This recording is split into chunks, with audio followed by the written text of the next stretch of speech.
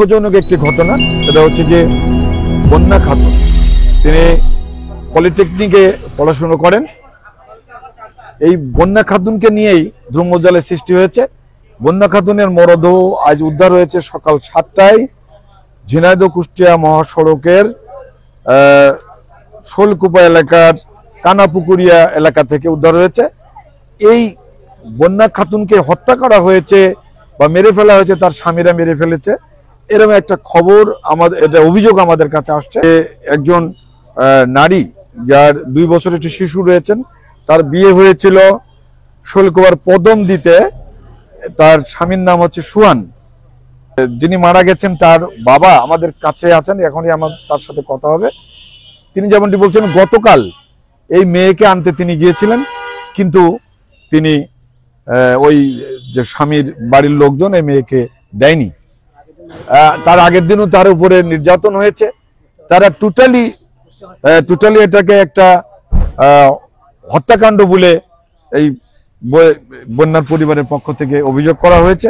এই যে ইনি হচ্ছেন বন্যা খাতুনের বাবা, আর তার বান্ধবীরা দাঁড়িয়ে আছেন। ঠিক এর পিছনেই বন্যার নিথর দেহ একটি ভ্যানের উপরে আছে। কিভাবে বন্যা খাতুন মৃত্যু হয়েছে বলে আপনাদের সন্দেহ হচ্ছে, একটু যদি বলেন। এখন আমি আনতে যাই হলো হাসপাতালে, তারা ঘুমে খাওয়াইয়ে হাসপাতালে নিয়ে যায়। ওখানে যাই আমি, আনার পরে একটু সুস্থ হওয়ার পরে তাকে তার বাসায় যায় আবার তো ওখানে তো বললাম যে যাক মেয়েটা যাই হয়েছে নিয়ে যায় গাড়ি। তারা নিয়ে গতকাল সন্ধ্যা আনতে পারিনি। তারা হলো আরো নির্যাতন, মানে আমারই তো দাদা বাস টাস দিয়েছে লোকজন যে খুব নির্যাতন করে। আমি সেখান থেকে যেভাবে চলে আসছিলাম।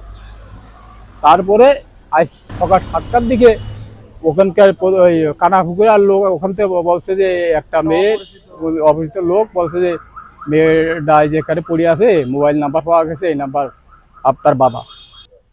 এই যে বন্যার বান্ধবীদের সাথে আপনারা যদি একটু বলেন যে এই বন্যা সম্পর্কে একটু যদি বলেন। 3rd semester computer science and technology Jhenaidah পলিটেকনিকে পড়াশোনা করতেন।